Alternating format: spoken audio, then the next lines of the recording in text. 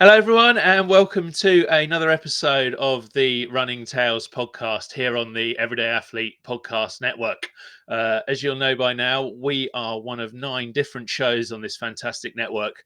So please have a listen to all of the different shows on there. There's a vast variety of stuff, loads of running stories, a bit of comedy and capers on what's in your earbuds and Food Fight Friday and just loads and loads of good stuff. So do have a listen to everything, and share it all around because there's some great stuff on this network and it's well worth catching up on. Running Tales, we're on Substack as well. Please check us out there for our newsletter, runningtales.substack.com. So anyway, I want to move on quickly to this week's guest. We have Delaney Dawson this week. Delaney is a runner, a coach, and a 5K Your Way ambassador. And she has a really fantastic story. Plenty of setbacks along the way, but she's come through them all. So, folks, let's without further ado bring Delaney forward and find out a little bit about her running tale. Hi, Delaney. How are you doing? Hey, Craig. I'm good, thank you, and thank you for having me on the podcast today. Oh, no, thank you so much for joining us. We will, at some point in this, explain a bit more about exactly what 5K Your Way is, because we have a little bit of an international audience. And while I think people around the UK will know, some of our other listeners and watchers might not. But I want to start with your story and really rewind the clock all the way back to school, because I know that you love running right from the start, almost, didn't you?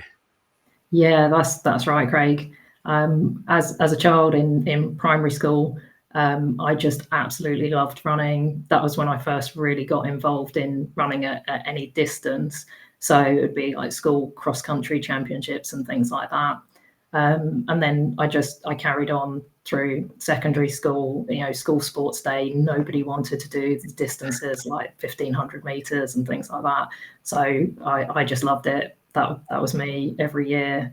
Every opportunity I got, I was out there running, and I just seemed to kind of find my own rhythm and really like enjoy being kind of in my own head, but running, and just loved every minute of it. It's really interesting, actually, because I speak to so many people on here who found running later in life, and we'll talk about their time running at school a little bit like you spoke about your classmates. Oh, I don't want to do it. I don't want to get involved. Yeah. It's a punishment and that sort of thing. Was there something in your family or your background that made you a little bit different, or was it just click that switch? I think there were a couple of things. So firstly, I just really enjoyed it. So I think I sort of naturally settled into that. It was the sport that suited me. And then secondly, it was my uncle running the London Marathon, and he ran it, I think, 4 times so it would have been early 1990s. So I was probably about 9 or 10 the first time. And I just loved everything about the London Marathon experience and the marathon weekend and family traveling down from Yorkshire, and just it was an amazing experience as a child of that age to go and spectate at the London Marathon. It wasn't as busy as it is now, but it was still a huge event, and I would spectate with my auntie, so his sister, and she had been working out in Houston, and she had this sort of Houston combined with Barnsley accent, and was really, really vocal at the London Marathon, supporting everyone, to the point where people would make space, move away from us because she was so loud. And I guess I got my enthusiasm there from just absorbing the atmosphere and being with her. And I've got so many really fond memories of London Marathon weekends. And obviously as well, I was like super proud of my uncle, because he always had a lot of challenges with asthma and things like that. He never let it stop him. And ran something like 10 marathons, I think. I mean, he doesn't run anymore. He's into his 80s, but he's still active. But that was always a really big kind of inspiration for me, like standing there, seeing all these amazing athletes running by. I just said, I want to do that, and I want to do it like as soon as I'm old enough. So that was always my goal, was to, as a child, to get into the London Marathon. Yeah, well, I know that you did go on and do a fair few marathons. I'm assuming then that London was one of those. Yeah, I've done London a couple of times. The first time it was kind of exactly how not to do a marathon, I would say. So I was 19. My dad had entered it with me because my mum had basically made him, said, you can't have on her own. You're gonna have to go with her. So we did it together, which was a great experience. But being, an overconfident 19-year-old, I didn't do anywhere near the amount of training that it requires. And so rocked up, and we had a really good first half. But then the wheels came off, and we were sort of reduced to walking from about halfway. So that obviously meant for a very long second half of the marathon. But it was a great experience nonetheless. And I do remember saying to my dad about halfway, when I was needing to walk, saying to him, you carry on, Dad. We're on for a really good time here. You can get a good time. You carry on. And he said to me, "Are you joking? Your mother would kill me." So he stayed with me the whole time. And I remember coming round the corner on Mall and seeing the finish line. And then that's when I just sort of broke into a sprint, and my poor dad was trying to keep up with me, then having you left him behind after he didn't mean to, but yeah, but no, it was still a great experience, but also a learning experience, obviously, to take into other marathons after that.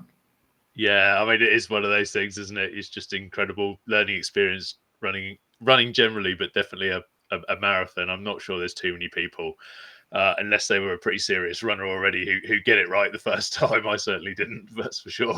Yeah.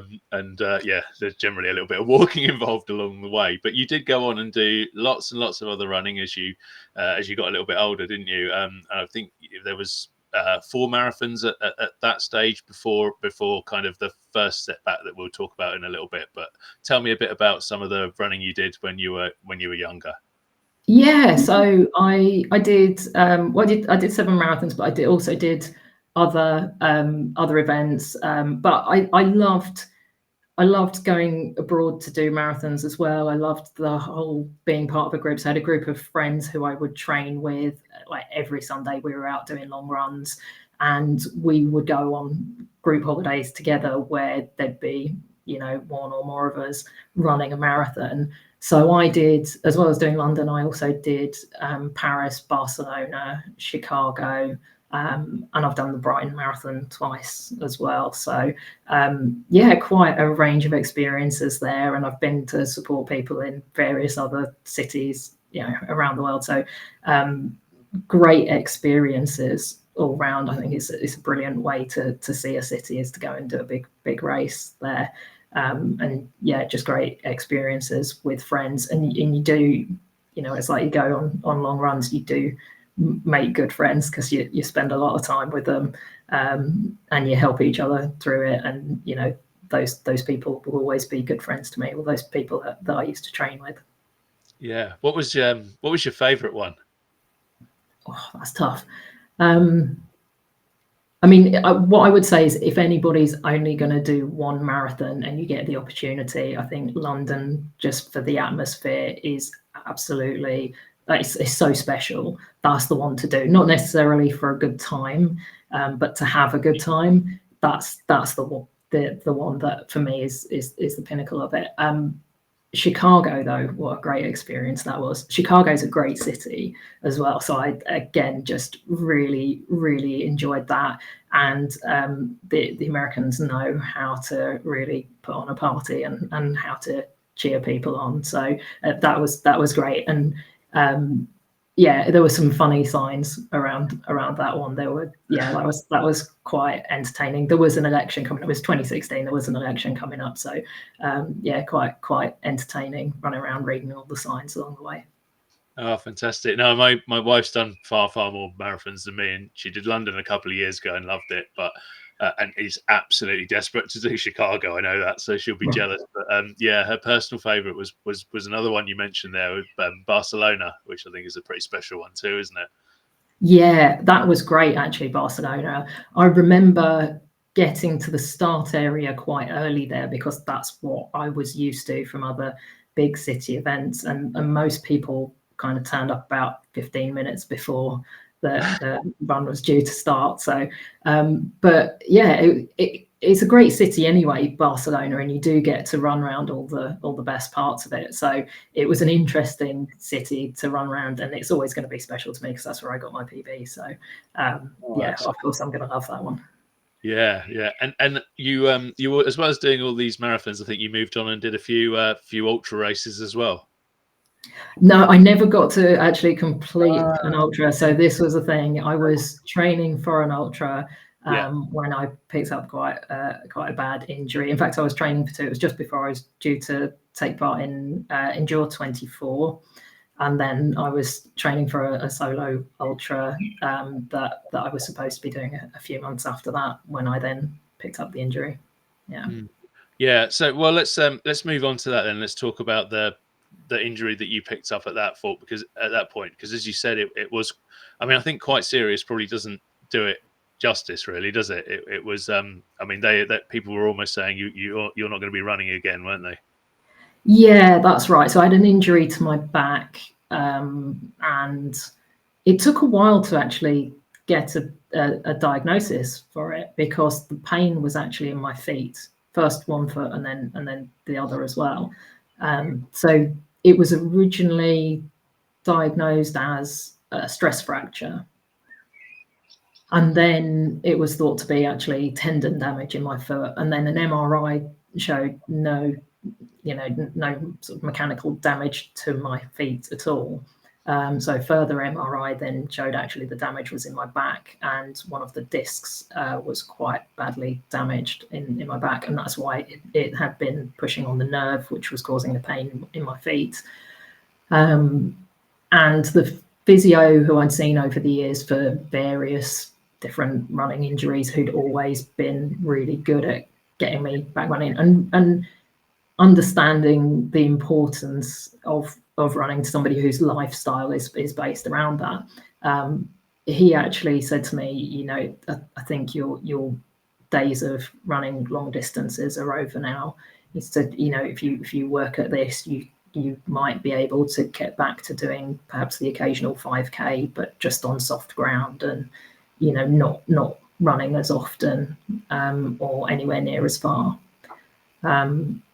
So yeah, that was the injury. That was by the time I think the pain in the feet started in June or July, around that time of 2019, and it took till about end of October to get that diagnosis. Yeah, yeah, and I know that it took you a little while to go through recovery and rehab to get back from that.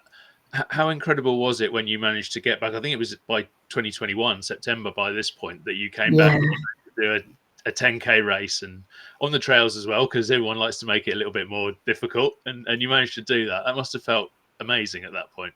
It was incredible, because I for a long time I didn't think I'd be able to do anything like that, and I'd gone through all the sort of grief of thinking I wouldn't be able to run again or run as much. And running's always been my thing, my kind of go-to thing to clear my head. It's how I would handle tough situations. Is generally I would go out for a run to kind of process things, get my head clear, and things like that. And it's also been a part of my identity, really, as a runner.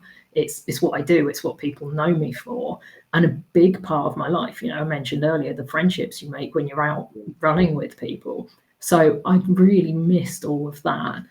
I'd still been in touch with the local running community, because I still carried on volunteering, and that was massive for me. But then to be out and to be running again, and not just that, but to complete a 10K, having been told, well, you'd probably not be able to do more than 5K if you can run. There was just something about that felt really good to and I think I was smiling all the way around that 10K trail race. It was really hilly, but I loved it. I absolutely loved it, and I was so pleased, obviously, to be able to finish that, come away with a medal, and feeling like I could run more. So it wasn't like I finished and thought, oh, I've got a few aches, a few pains there. I'm not sure about whether this was the right thing to do. I felt fine from all the rehab that I'd done on my back. I actually felt like I could do more. Yeah, Yeah. And I'm just thinking back to what you said earlier about when you first started to get into running, with watching your uncle and being so impressed with how he sort of overcame difficulties facing his asthma and so on. Was that in the back of your mind when you were having your own recovery? I mean, they're not obviously not the same thing, but it just strikes me as you'd seen somebody be able to overcome obstacles and succeed. Yeah, absolutely. And not just seeing him do it, but he's always been super supportive to all of us in the family, and say, you can do what you want to do, and always been really full of encouragement for us to go out and try and do the things that we want to do. So yeah, absolutely. And I've always had a lot of support from my family generally, because they were so used to going out and cheering my uncle on, that Yeah. it's natural that when I started running, they've been really supportive of me as well. And some of my family have traipsed all over the place, coming to cheer me on at races and things like that. So I had a lot of encouragement, to keep to try and keep running, basically. So absolutely, my uncle was my inspiration, but it was nice to have a lot of people wanting me to get back into it and wanting it to work out well. Mm. So here we are. We're in September 2021. You've overcome this back injury. You're back running again. Running is a massive part of your identity. Your family are following you around the world, watching you do these races every now and again. And it's kind of like, I'm going to go on. I felt like I can do more. And then two weeks later, you were diagnosed with breast cancer, Yeah. which just must have. I mean, I try to sort of frame it in terms of running, but where it must have been devastating. But that's just got to be devastating, full stop, I suppose. Yeah, it was a complete shock, because I didn't feel ill. So Mm. I went to the doctor and I went for the tests, because I found a lump when I was showering. But I didn't feel ill. If anything, I felt like I was getting stronger coming back from the back injury and things. I was getting fitter. I felt strong, and I have a relatively healthy lifestyle. So I was, yeah, it was a complete shock, and it was absolutely devastating. And also not knowing at first how bad it was or what the Yeah. treatment plan would be, because there was about a month of different tests and conversations with different doctors and the sort of multidisciplinary team that was looking at it, and more scans and things. And at one point, there was a concern that it may have already spread. Right. So there was obviously a lot of a lot of stress. It was a very emotional time. It's very hard having those conversations with your loved ones around that.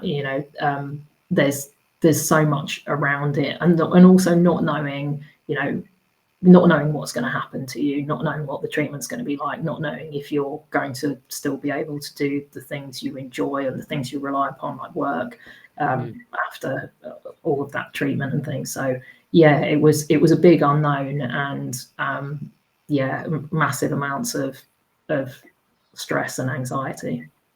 Yeah, well, I can only imagine, really. But I guess the thing is that when you get that initial diagnosis, it's natural to sort of assume the worst. And when you're thinking of the inverted commas best, you're still thinking of, you know, or the treatment is awful as well, isn't it? Potentially Yeah. chemotherapy and so on. It's not a short recovery. So, um, yeah, I suppose to bring it back to running, I'm guessing at that point, running is probably the first thing from your mind, really.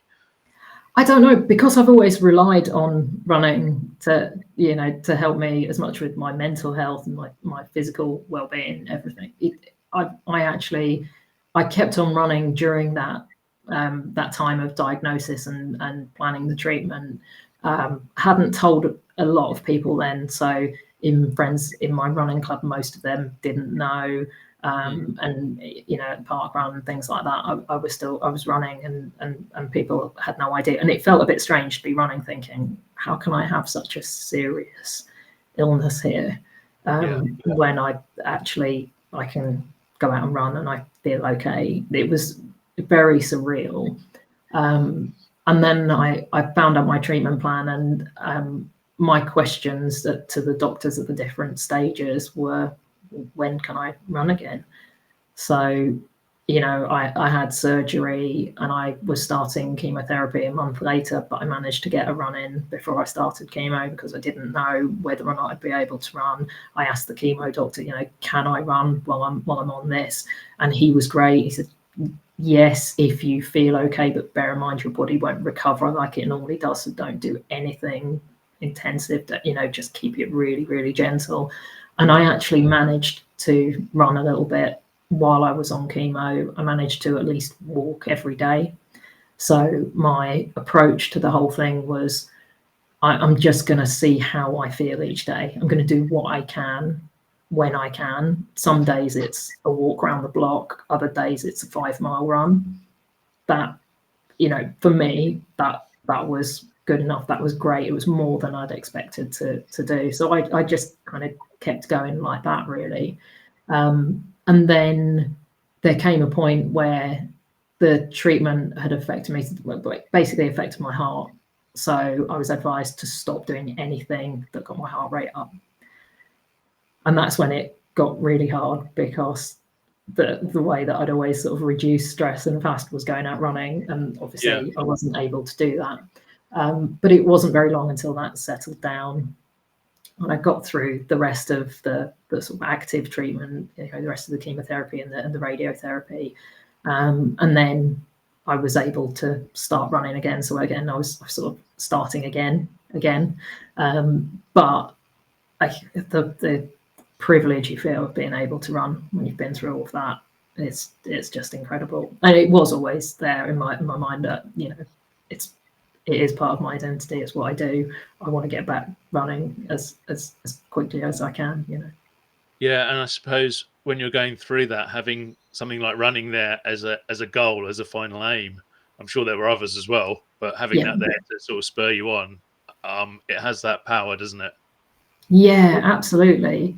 There were, and it was all about that joy of running for me. It wasn't like, oh, I'm going to go and I'm going to get better and I'm going to do this, crazy ultra marathon or anything. Like, as an example, one of the things that I wanted to do was Fountains Abbey Park Run, because I'd been to Fountains Abbey, I'd loved it, but I'd never done the park run there. So I remember being on the phone to my auntie, who's a volunteer at her local park run, and saying, when I'm better and when we can meet up again, can we do this? You can volunteer and I'll run it. And that was one of our goals, and we did go on to do that as well. And it was just really special to be able to go and do that. Yeah, and park run, as it does for so many people, either who are starting out in the sport or starting to get fit, and also recovering from various illnesses, started to play, I suppose, more and more of a role for you, to the point where you then discovered or became more involved with 5K Your Way. Before we talk too much about that, do you want to perhaps just explain to people who might not know exactly what 5K Your Way is and how it all works for people? Yeah, absolutely. So 5K Your Way is an initiative that is promoted by the Move Against Cancer charity in the UK. And there are groups of 5K Your Way ambassadors at, I think it's just over 100 different events now. And we meet at the last park run of the month at those locations. And we're there basically to encourage anybody whose life has been affected by cancer to come out, whether they want to walk, run, volunteer, cheer people on, or just join us for a coffee after the park run. It's all about just coming and taking part and doing what suits you at the time.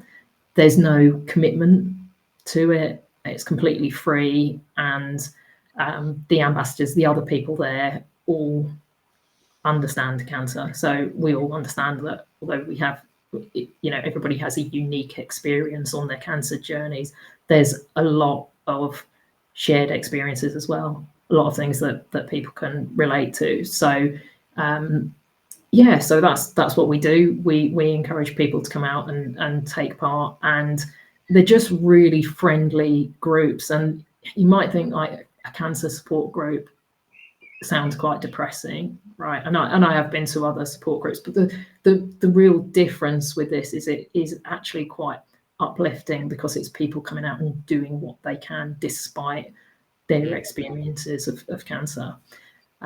So, and it's a brilliant way as well of making friends in the cancer community and other people who kind of understand a bit more what you're going through. Yeah, one of the things I really like about it is, I mean, it's kind of the same with parkrun anyway. But most people who turn up for parkrun will probably do the 5K, even if they have to walk it. But I know a big thing with 5K your way is it's like, if you can do 1K, 2K, 3K, whatever you can do on the day, that's what you're doing, and we'll cheer you all the way to do it. And I've seen so many people recovering from cancer, with cancer, do things that at that stage of their life they just couldn't imagine themselves possibly doing, and it's really quite a joyful thing to watch, isn't it? Yeah, absolutely. And it really, for me, it really suited kind of, because it really kind of aligned with my own experiences and my own attitude of, right, I'm not going to think myself into feeling ill. I'm going to do what I can when I can, and that's what 5K Your Way is about. And yet every month, I'm an ambassador for the Non-Such group. Every month we have people there, some who walk the whole thing, some who walk part of it, some who run, some who volunteer. We really do have people doing a bit of everything, and it really does work. And whatever you're doing within the group, you get a really big cheer and loads of support from the parkrun team as well. They've parkrun core team have been really supportive, and the other park runners there. So there's no, we get a common question about, oh, can I really walk at a park run? But it's called park run. And I know Parkrun have, made a real effort to sort of promote the Park Walk initiative. But really, honestly, at 5K Your Way, it is totally fine to walk, and it's totally fine to walk part of the course, not feel that you've got to do the full 5K. Yeah, no, I think it's great. Park walk always makes me laugh slightly. Maybe I'm not I don't know. All the park runs I went to, people would walk and who wanted to walk anyway. But I suppose there's people from outside who sort of look at it and maybe don't feel that's the thing simply because of the name. But I just think, I suppose it was, inverted commas, legitimizing something that was always part of park run anyway. So yeah, I think so. But I think those close to park runs like knew that it was okay. It was always kind of acceptable to walk at park runs. Now it's encouraged. I think that's the difference to the people who aren't as familiar or aren't as confident. It does actually make a difference knowing that, it's encouraged, and there will be other people walking. Yeah, for sure, definitely. And so with 5K Your Way, as you were going through your recovery, was that something you naturally fell into, or did you have were you a little bit encouraged to give it a go? No, I'd seen the group starting up at Non-Such Parkrun, so I was already on the core team of the parkrun there, and I'm one of the run directors. And I'd seen the group starting up in July 2021. So obviously that was only a few months before I then got my diagnosis. So it was quite a natural thing then, having seen it and thought, oh, that's a great thing. And then unfortunately, kind of qualifying a few months later, it was a natural thing for me to then join that group. And I very quickly then became an ambassador, not long after joining, because it also helps with having links into the parkrun core team as well. Yeah, was that a natural thing for you to go on and become an ambassador? Because presumably at that stage you were having a lot of things to concentrate on in your life, a lot going on in your head, and an ambassador's role is well, I suppose it works one of two ways. It's either something else on top of everything else, or it's a nice release. Yeah, I mean, it was more the latter, really. It was something positive. It was, it's something that is really aligned to my values, and I like volunteering anyway. So, you know, obviously volunteering with the park run was something I was used to. I volunteer with my running club. I enjoy volunteering, so it was something that I was naturally interested in. There was the opportunity there, and it doesn't take up a massive amount of time. So it was a nice distraction without being too much of a burden. Yeah, because I suppose for those who don't know, the kind of the work, inverted commas, of putting on a park run comes down to the core park run team, rather than yourselves at 5K Your Way, or, for want of a better phrase, piggybacking on the onto park run to add this extra element to it. Obviously, you've talked about how it's helped yourself, how it helps yourself, but also you must have seen some pretty incredible stories of other people battling cancer who were in remission and so on, coming along and benefiting from doing park run and from doing 5K Your Way. Yeah, absolutely. There are just so many inspiring stories, and I really mean that, because what you find when talking about people on a cancer journey is quite often we're spoken of as being brave or inspiring just for going through cancer treatment, and that can be quite a lot of pressure to try and be like that. But actually, I've met some people who are genuinely inspiring for what they have gone on to do, you know, irrespective, or sort of, you know, over and above the treatment that they've been through, despite all of that, gone on to do incredible things. And that, yeah, there's people with different types of cancer, different stages. Could be somebody who ran the London Marathon whilst going through chemo. Could be somebody who was never a runner before, and living with cancer came and just improved their park run time, started walking, but then came back week after week and was running and improved their times. You know, there's all sorts of stories and experiences, and it's just, like I say, it's quite uplifting, but also it's not all even about cancer. It's just nice to have a group that gets together and you just make friends with people. And actually, a lot of it is talking, like any conversation with your friends, you end up, you know, talking about all sorts of other things as well. Well, I think looking from the outside in, that's one of the things that's really clear. You mentioned earlier about, you know, it's a cancer support group, so people might be thinking it's a bit depressing, but it's not.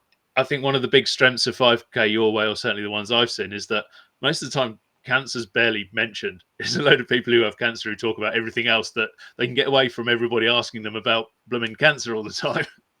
Yeah, it is kind of like that.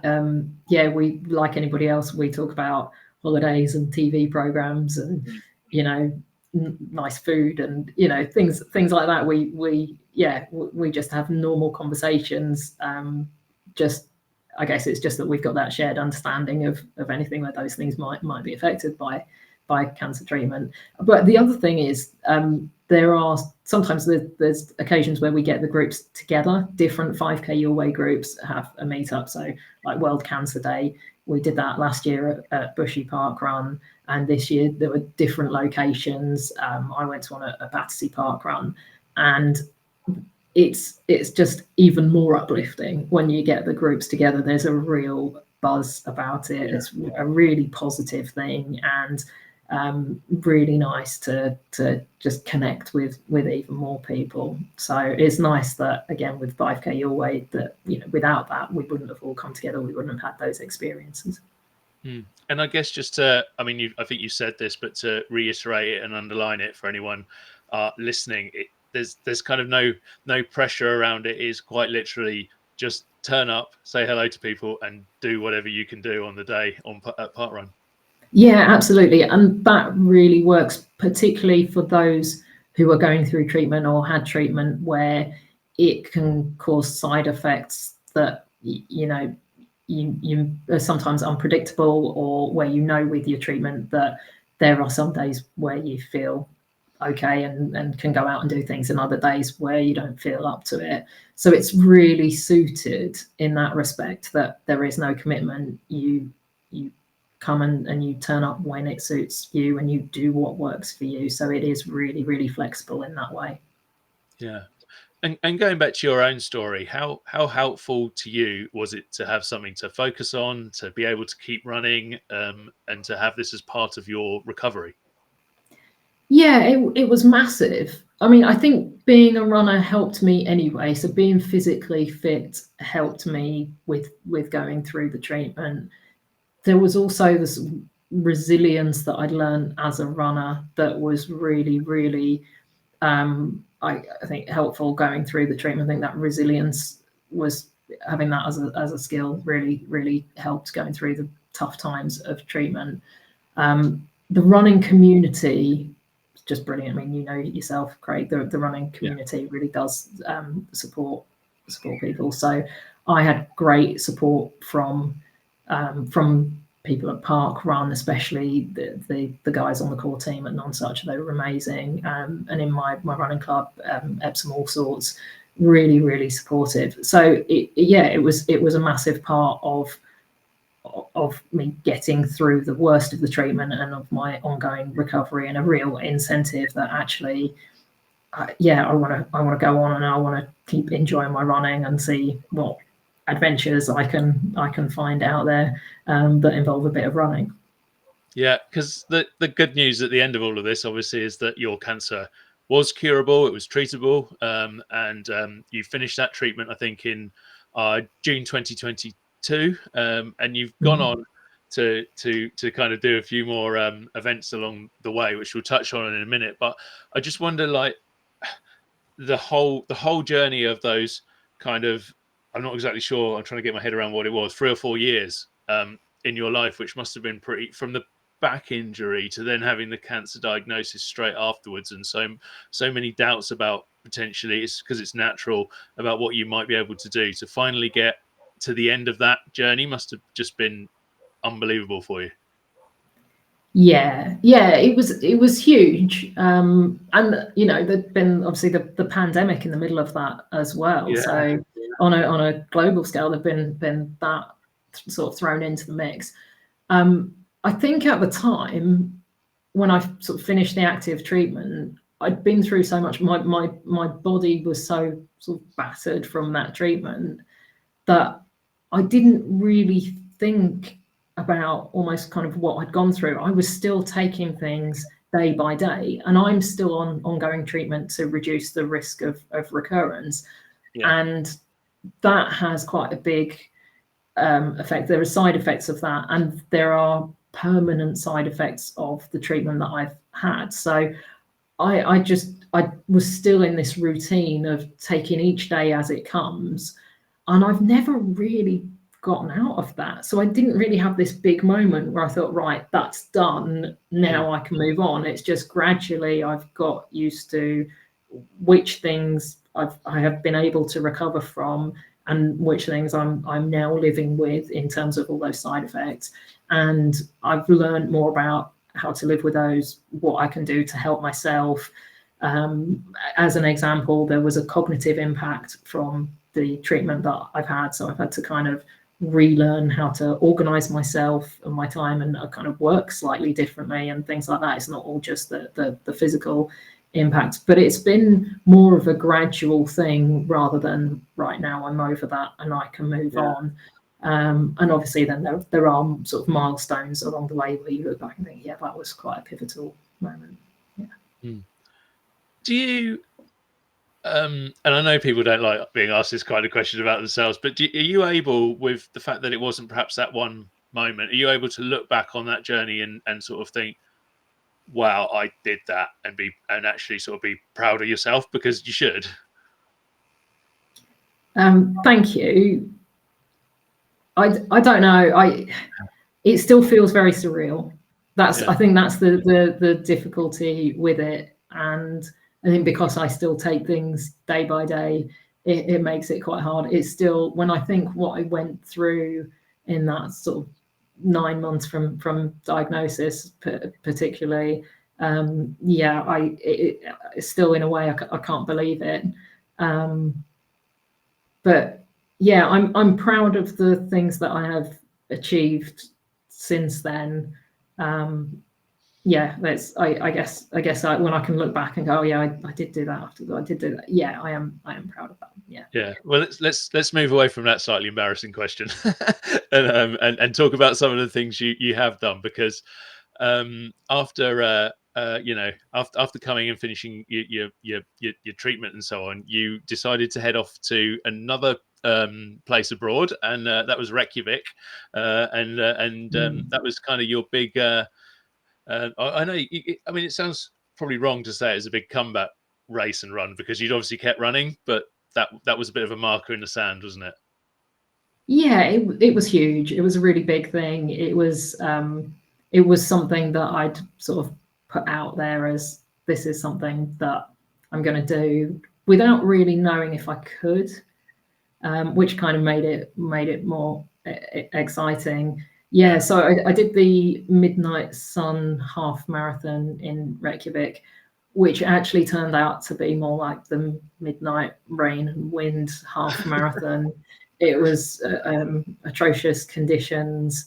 I went with a friend and Michelle from my running club, and stayed with a couple who are her friends. She'd grown up with this lady, and it was her and her fiance who were our hosts basically for our time in Reykjavik, and they were incredible and super supportive. And Michelle, Karen, and myself ran together, so it was really great for them to support me all the way around.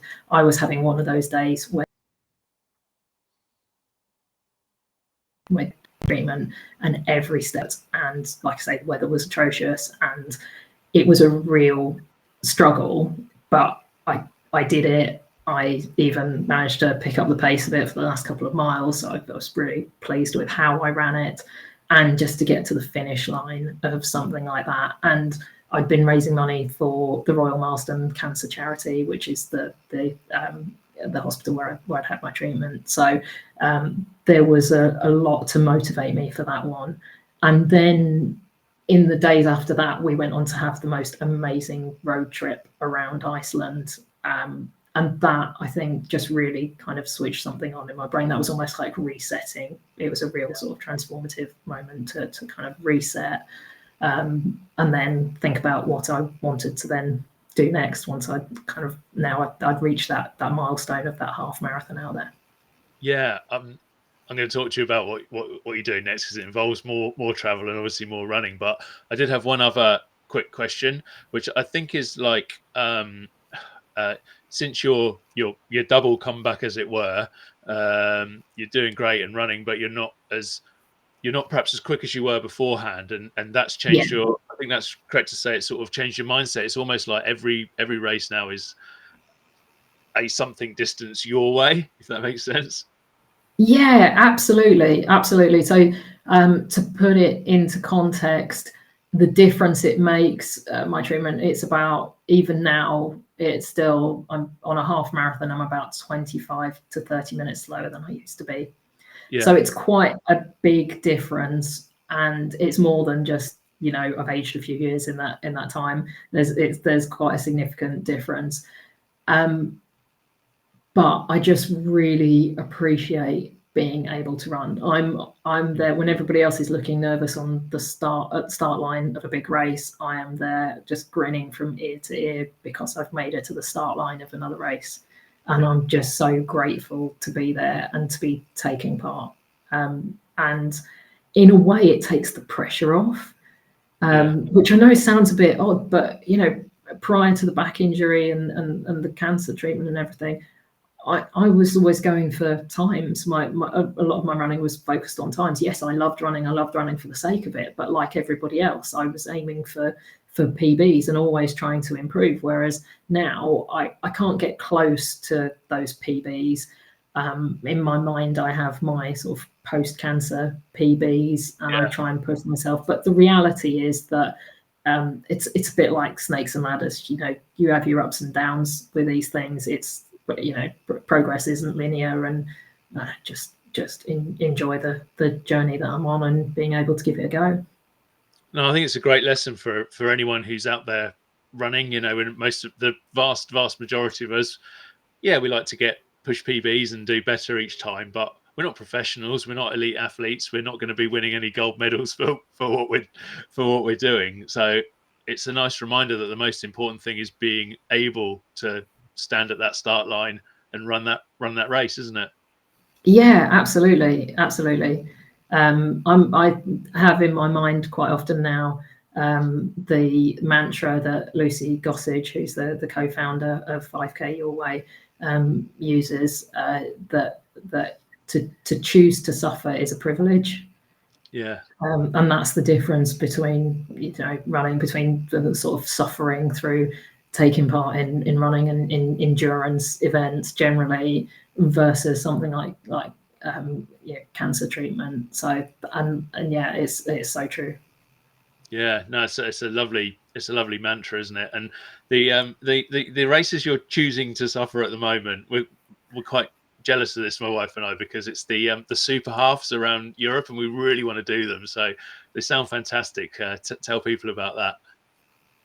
Yeah, so I kind of ended up doing the super halves almost by accident. So in the summer of 2023, after the Reykjavik half marathon, I tried something new. I tried swim run and things like that. So I'd just tried something different. And then some friends were going to Cardiff to do the half marathon, and I got a last minute entry transferred from somebody in a Facebook group just by chance to go and have a weekend away with the girls.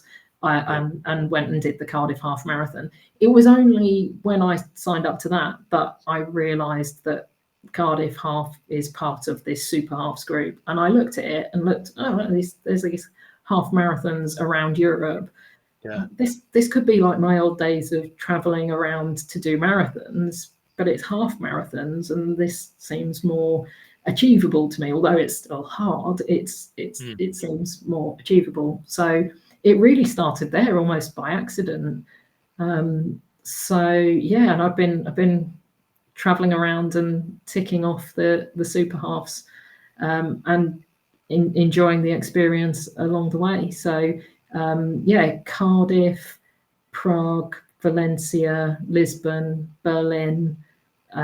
Those are the 5 that I've done, and I've got a place now for Copenhagen in September to try and finish the series and hopefully earn the giant super halves medal.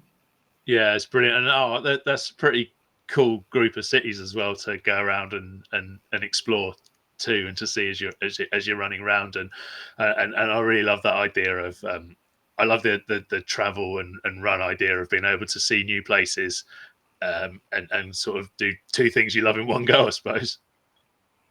Yeah, it's great. It's great excuse for a city break, and it's taken me to places that I didn't have on the list for the last couple of years, and they've all been really good races, really interesting cities, and just really enjoyed the whole experience so far.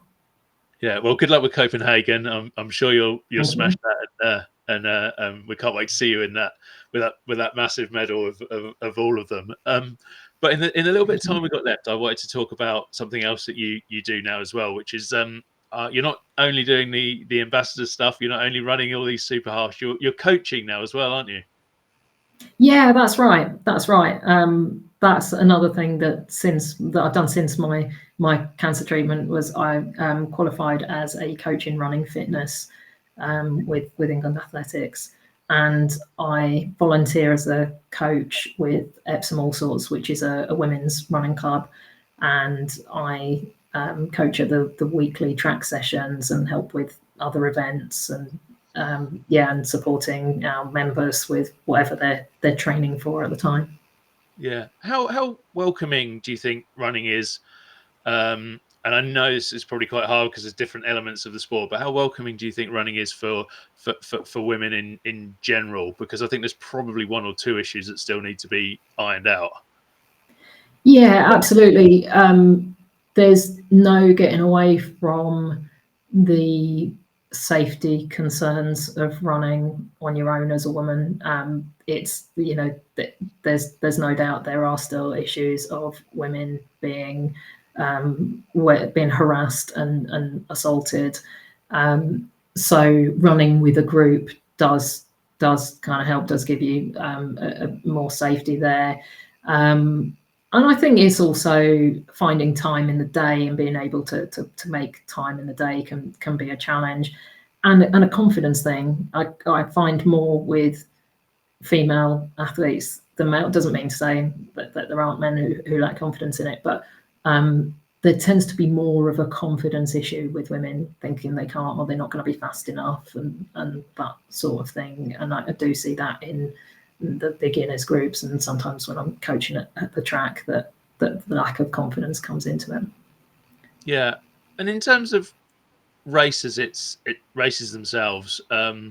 Is there more that run directors can do to help women get involved? And I guess I'm kind of thinking, and again, this might depend on the race, but things like, you know, is a proper deferral policy in place if somebody gets pregnant or whatever, or are there the correct number of portaloos on a route or whatever that actually work for women as well? And there's probably a whole host of other ones that I've not thought of. Yeah, there are a lot more, and there's a lot more now happening. I think there's a lot more awareness of it. So, and numbers are increasing. So if you look at like the London Marathon, for example, there's, again, it's I don't think it's quite 50-50, but it's very close now compared to what it used to be. So as the numbers increase, then I think the awareness, and there's more push for races to provide more for women. So whether that be, you know, plenty of toilets, period products in the toilets, all sorts of things, deferment policies to include pregnancy, like you say, all of those things, that they're becoming more of an expectation. And the more, you know, the more the big races do it, but then, you know, it always has that kind of ripple effect, doesn't it?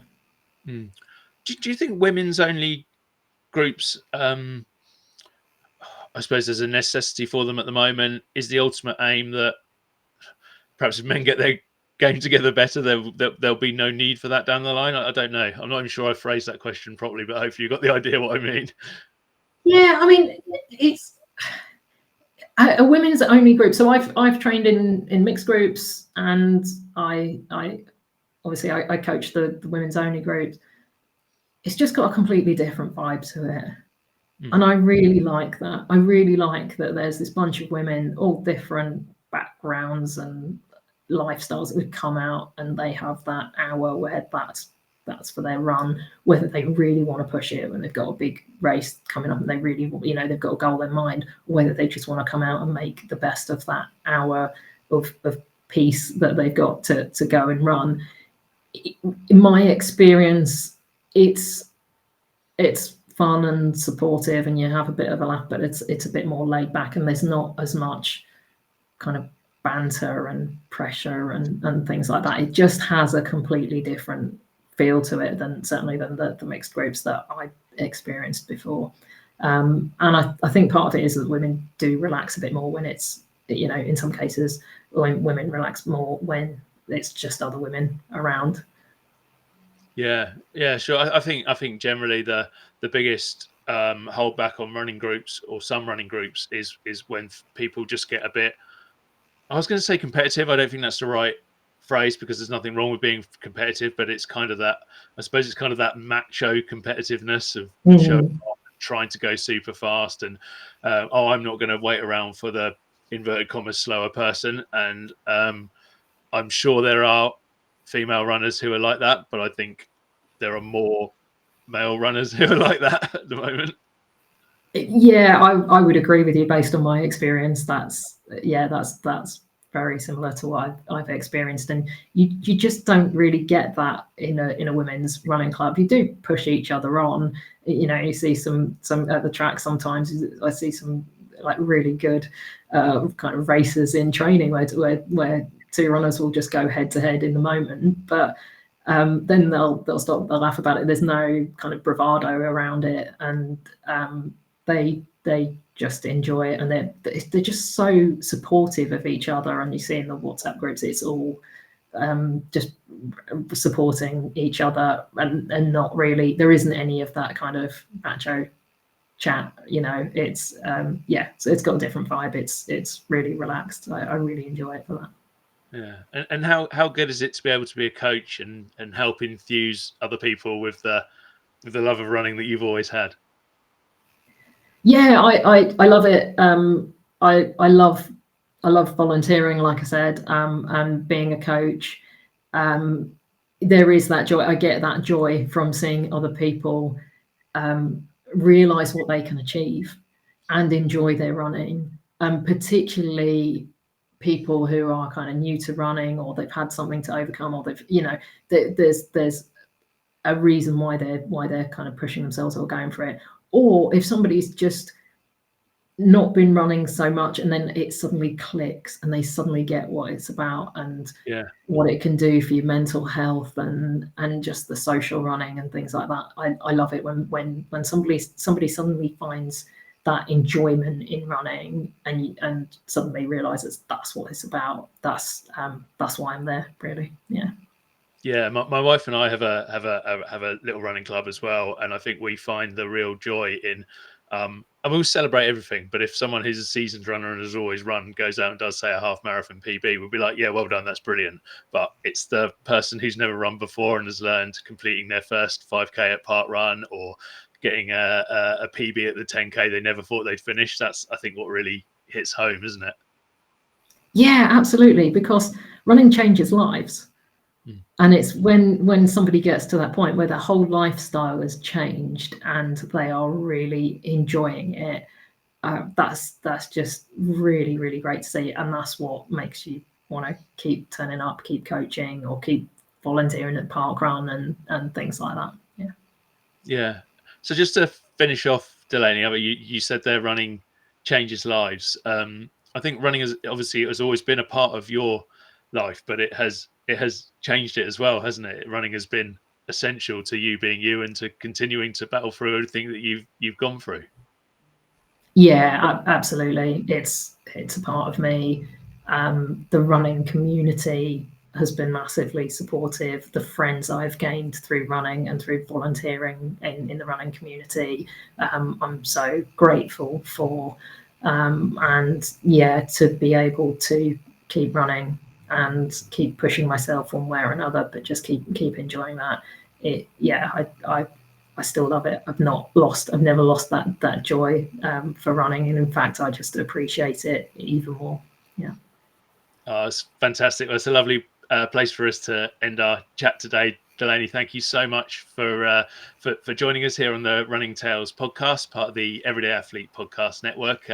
Good luck in Copenhagen, finishing off those super halves. I'm sure you'll absolutely go and smash it. So yeah, thank you so much for joining me today on Running Tales. Folks, if you enjoyed listening to today's edition of the Running Tales podcast, please give the Everyday Athlete Podcast Network a follow, a like, listen to the other shows on it. There's some fantastic shows within the network, as I said. So yeah, whether you're on Spotify, or Apple, or Deezer, or any of these other little podcast places, find the Everyday Athlete Podcast Network if you're not already listening to us on it there. Give us a like, give us a share, give us a nice big positive review, and get more people to come along and listen to some of the fantastic stories that are on this network. And thank you so much for joining Delaney and I today. Hopefully see you soon. Check out Running Tales and Substack, runningtales.substack.com. Thanks all. Cheers and goodbye.